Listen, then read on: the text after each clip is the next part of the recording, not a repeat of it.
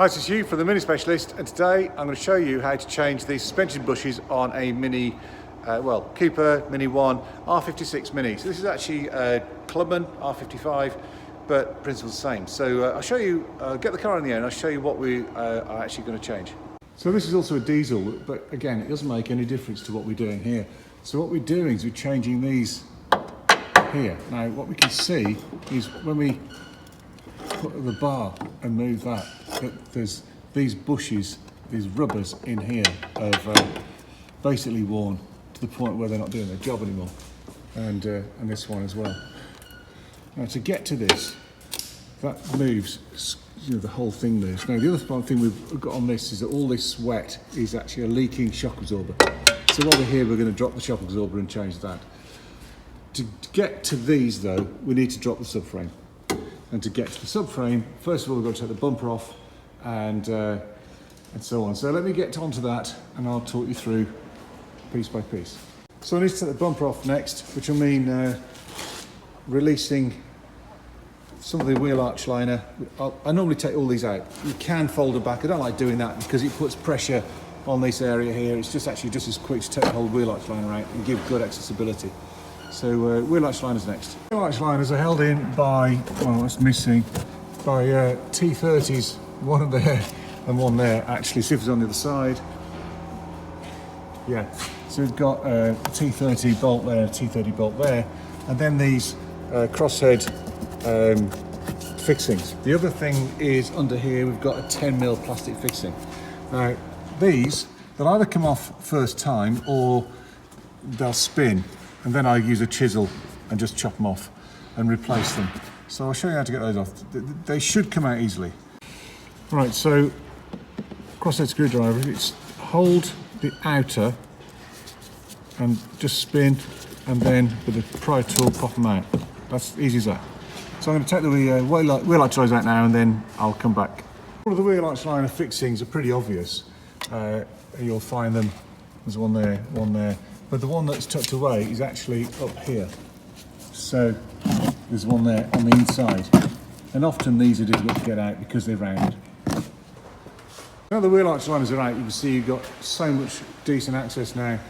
Now we tend to put the wheel arch liners on the rear wheels like that so they don't get in the way. I think at the Mini Specialist we have these racks. So as we take the car apart, we fill the drawers up and we go across like this, so that this rack is for this car while it's being stripped down.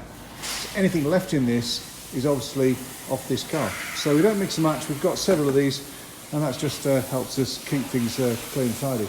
So back to this, we've got to take this bumper off. So what we're going to do is take this fixing off and this fixing off, and then we've got a T20 Torx there, which is quite tight, but we can basically take this off, pop this forward and give access to that.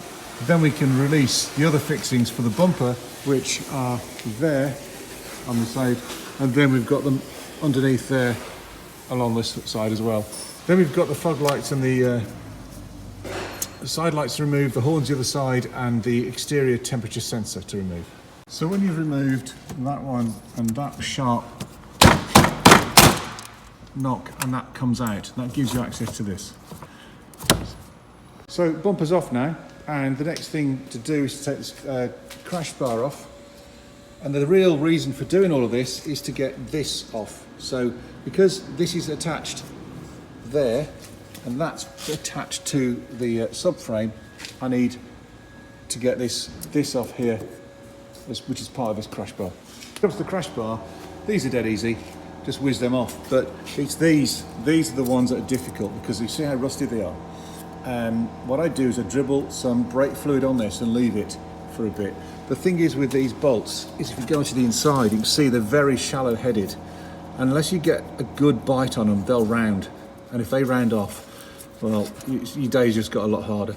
So I'm going to soak them in brake fluid for 20 minutes or so before I even touch them. The other things on here, you've got a Torx up there and a Torx down there, and then this will come off in one. So I've just dribbled some brake fluid onto those threads. You might be asking why brake fluid. It's a very good penetrating agent. Be careful with it though, because it will eat through paint. If you drop brake fluid onto your shiny paintwork, wipe it off immediately, because over a period of time it will actually strip the paint. My brake fluid tricks worked. This is one of the bolts. You can see it's very corroded, but it's very shallow headed. It does have a Torx fitting in there as well, T30 I think, and I have snapped Torx spanners, Torx sockets in there before now. When I've tried to get these out and they've just rounded and I've tried the Torx, it snapped the tool. So if these gets too rusted in, they can become a very difficult proposition. Right, so crash bar is off. I will take these off. So there's these, you don't have to, but it just makes it a bit easier. So these come off quite easily, and then this front part comes off, and this gives a bit more access. To get the subframe off now, there's a bolt there, there's a bolt there, there's some underneath which I'll get to, but you need to remove the drop link. So there's a bolt on the other side of this drop link. You only need one, that one or that one. You need to remove this bottom ball joint, the steering arm, both sides. Now the other thing we need to do, and I'll do this first, is on the inside of the car, is take that 13mm bolt out of the steering column. There it is. That needs to come off, and then that little knuckle joint, we can move it out of the way so that when the subframe drops, that's not holding it. So I'm just going to take this 13mm out. It shouldn't be tight. It is. This is my big impact now. Really, it doesn't have, there's no need to be super tight, and you can shear them off. So with that out, take that out, and this should flip up like that. So now the steering column is out of the way, we can drop the subframe when we get to that point. So now I'm going to remove the track rod end. So what I've done is I've put this transmission jack underneath, and I've put some pressure on this, because if I put an impact on that and take this off, what can happen is it can come up so far and then spin. So by putting pressure underneath, I'm hoping that won't happen and the nut will come off clean. If it does, then I can smack this, drop the track rod end out. That worked, and that came off. That's an 18mm on this one. I have seen them in different sizes, but these are often difficult. There is a hex key in that end, and there's also a 17mm flat on there, but sometimes they're just so stiff they're difficult. But let's give that a go now. So the track rod end came out really easily just with a hammer blow on there. I'm now going to take the drop link bar off. That's a 17 on that flat there, a 16 on the other side. That's a 17mm spanner and a 16mm socket. So I'm not going to use an impact on this because I don't want this to spin. So I want this to come off slowly and surely. What I will do before I start is put some brake fluid on this actually to help things along the way. That drop link came off quite easily, but don't always.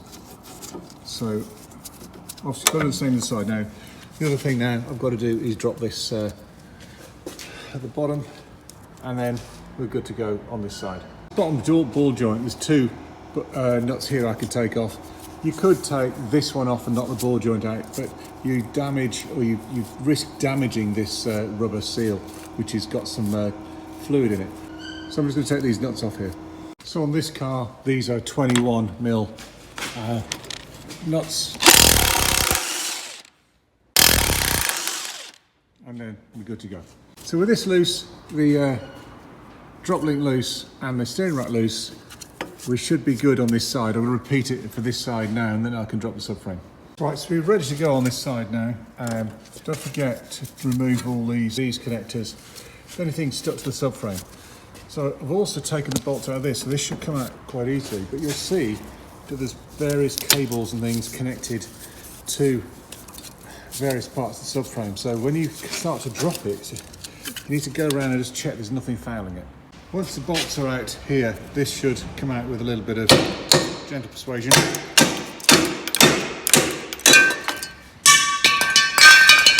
Like so.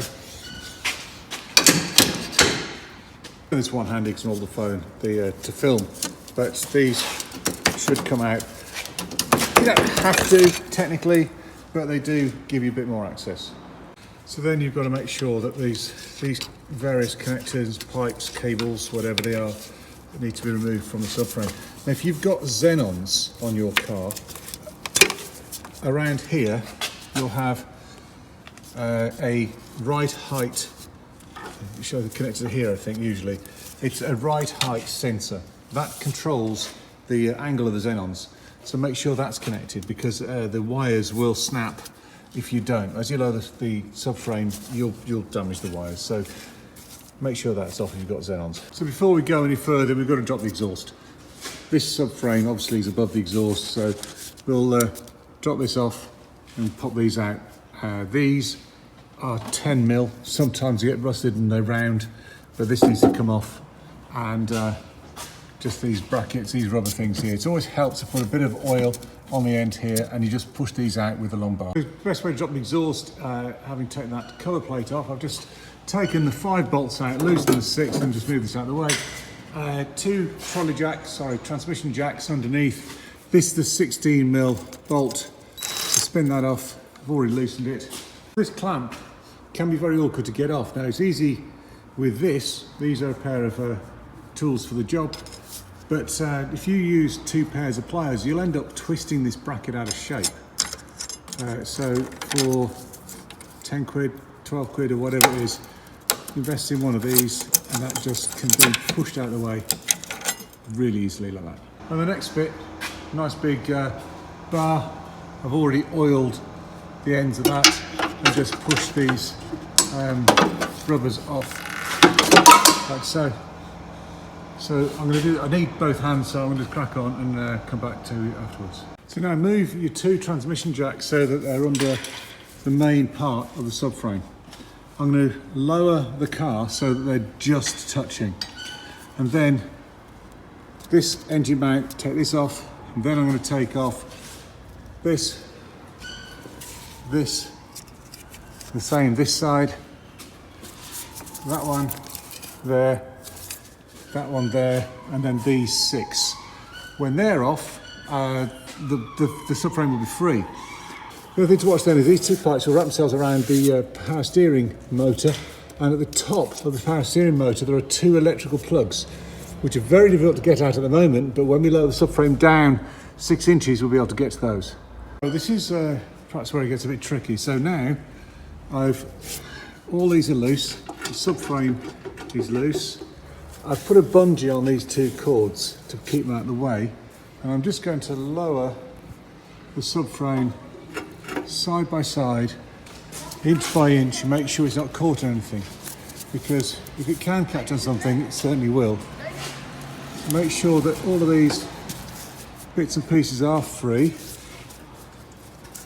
This will catch, so I'm going to put that probably the other side so it can't catch and hold us up. This subframe weighs about 45 kilos, so you do have to be careful. So I'm just going to lower this side a little bit and come round to do it. Okay, and now this side a little bit. Now we'll get to a point in a minute, so that looks like it might be catching. And we get to a point in a minute where we'll be able to see the connectors on top of the power steering. On the driver's side, we can actually see those connectors now. So there they are. They're going to start to be taut, but I'm going to get in there off camera and just take those 2 connectors off, and then we can lower the subframe away. So right, subframe is now off the car. What I did on this is I reached in for this electrical connection and managed to get a pick tool underneath to unclip it. If you don't unclip it, you will damage it. That's the last thing you want. So that's the second one. That's the second plug there. Very much like this one, there's a little tag which you can unclip and then it should come off. So now we've got our subframe off. You need an assistant to get it onto the floor because it is heavy unless you're a He-Man, and I'm not. You'll need a puller tool to get this off here. The next step, when the subframe's on the floor, remove the anti-roll bar, remove this ball joint, and then get this wing, if you like, off so that we can get a puller on this and get this off. These are the things we're replacing. It's worth mentioning that it's the same operation to begin with to change the clutch on these cars. So to get to the clutch, you've got to drop the subframe, and then you can get to the gearbox. Now this is an automatic gearbox, but the point is that when you've dropped this, you can get to whatever gearbox you need to get off. Half shaft's out, and then the bolts that go around the flywheel. So to change the clutch, you do after this as well. So now the fun begins. So these little wings, as I call them, we now need to remove the old bush. Now this one, you can see there's plenty of movement in that, and the customer complained it was knocking. This needs to come off. So we need a puller to get this off, and it is a mission normally to get them off. Not as big as a mission to put the new one on though. But I'll come to that later. So I've got a puller on this. So this is a three-legged puller, but obviously you can have two legs on it. I've just got them hooked underneath here and push down on there. So we'll see if this works. Because it wasn't playing, so what I did is I soaked the top in brake fluid and I put some zip ties to hold the legs together, and then it came off actually fairly easily. So that's the way I do it. So the next challenge is to get this on. And you can twat the hell out of it with a hammer, but you just deform the end. It doesn't actually work very well. So I've devised a different way. So always good idea to put something slippy on here, grease, whatever. Now, if you've used brake fluid as an easing agent, wipe it off, clean it off with a solvent, because it could rot the rubbers. So use a regular lubricant, WD-40 or something, to just lubricate this a bit to make life easier. You need to make sure that you're going to put this on the right way. Make sure your orientation's correct. Those two bolts are on the same side as the that flange. So those two bolts are going to be the same size as the flange. Now we need a way to push that on. Don't be tempted to twat it with a hammer, because it takes time and you deform the end. It doesn't do a lot of good. I have developed another method though. So what I do is I wedge the top of the arm into the lift, put a ratchet strap around the bottom so it's slipping, and then lower the lift with the car on it. I lower the lift onto the ratchet so it should push in. So if you get it right, as you lower the ramp down, it pushes it in. So let's have a look. Raise the ramp. You can see that's got it most of the way. So I've got it in the vise now, and I'll just get this corner of the vise into that there, and actually we're pushing the rest of the way so it's coming through, which is probably the best way of doing it. I can get it. Now if you look at the original gap, we're really not that far off, so I'm going to have to live with that because I can't actually get it much further without damaging it. So on to my second one now, and I've already soaked it in brake fluid. I'm going to leave it to soak through, then I'm going to get my puller on this one to get the second one off. I'm really not a fan of these pullers, but it's the best I've got at the moment. So I've got my brake fluid in there, and I've got it tight and at opposites, and my zip ties to hold these things together, and we'll start to ease this thing off hopefully. Yes, and with a bit of a pop and a splash of brake fluid, it came free. So once again, I've cleaned the brake fluid off this.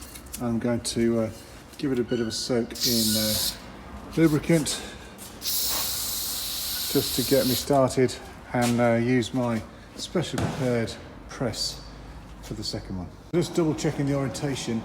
So this flat is on the same side as that, and that is on the same side as those two.